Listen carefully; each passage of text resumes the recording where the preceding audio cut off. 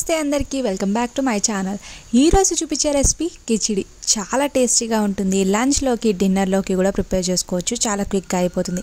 ఇప్పటి వరకు నా ఛానల్ ని సబ్స్క్రైబ్ చేయకపోతే సబ్స్క్రైబ్ చేసుకోండి, పక్కనే ఉన్న బెల్ ఐకాన్ ని కూడా ప్రెస్ చేయండి। చాలా క్విక్ గా చేసుకోవచ్చు ఈ రెసిపీ అయితే।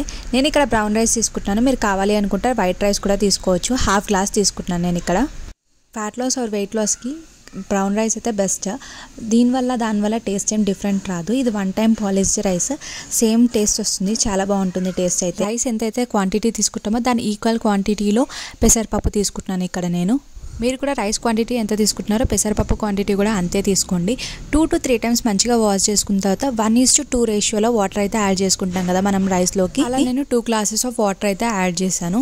ఇక్కడ గ్రేవీ కన్సిస్టెన్సీలో రావాలంటే 2.5 కూడా యూజ్ చేసుకోవచ్చు। ఒక 30 మినిట్స్ పాటు ఇది పక్కన పెట్టేసుకోండి। నేను ఇక్కడ క్విక్గా అయిపోవాలనేసి కుక్కర్ అయితే తీసుకున్నాను, మీరు దీని ప్లేస్లో వేరేది కూడా యూజ్ చేసుకోవచ్చు।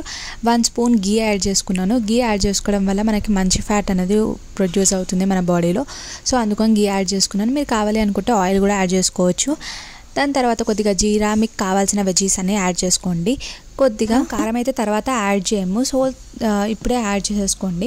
పచ్చిమిరపకాయలన్నా ఎండుమిరపకాయలన్నా దాంట్లోనే కొద్దిగా పసుపు, కొద్దిగా ఉప్పు యాడ్ చేసేసుకొని వెజ్జీస్ అన్ని మంచిగా ఫ్రై అయిపోయిన తర్వాత మనం ముందు వాష్ చేసి పెట్టుకున్న రైస్ ఇంకా పప్పు యాడ్ చేసేసుకొని వాటర్తో సహా యాడ్ చేసేసుకోండి। మిక్స్ చేసేసిన తర్వాత టేస్ట్ అయితే చూసుకోండి। తర్వాత ఒకవేళ మీకు ఏదైనా తక్కువ అనిపిస్తే యాడ్ చేసేసుకోండి। కుక్కర్ మూత పెట్టేసి ఒక 3 to 4 విజిల్స్ వచ్చిన తర్వాత ఇది కన్సిస్టెన్సీ చాలా థిక్గా వస్తుంది। మీరు కావాలి అనేసి అనుకుంటే ఈ టైంలో మీకు గ్రేవీ కన్సిస్టెన్సీలో రావాలి అంటే వాటర్ యాడ్ చేసుకొని బాగా మరగబెట్టండి, టిఫిన్ బాక్స్లోకి మంచిగా సెట్ అవుతుంది। మనం దీనికోసం సపరేట్గా తడక అయితే యూజ్ చేయాల్సిన అవసరం లేదు। టేస్ట్ అయితే సూపర్ ఉంటుంది, మీరు కూడా ట్రై చేయండి।